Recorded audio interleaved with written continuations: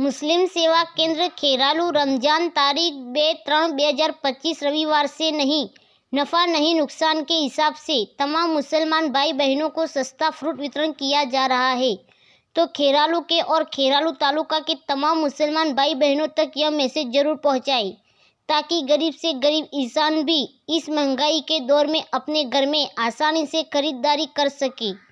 Address बहलीम मस्जिद के पास, गांव खेरालू, तालुका खेरालू, जिला महसाणा, राज्य Gujarat, India. Pin code number 384325, Kamil Bapu H बहलीम।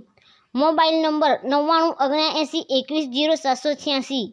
खास नोट, दूर से आने वाले तमाम भाई बहन फ़ोन करके आए। यह मैसेज खेरालू तालुका के तमाम मुसलमान भाई बहनों तक पहुँचाए। खुदा हाफिज।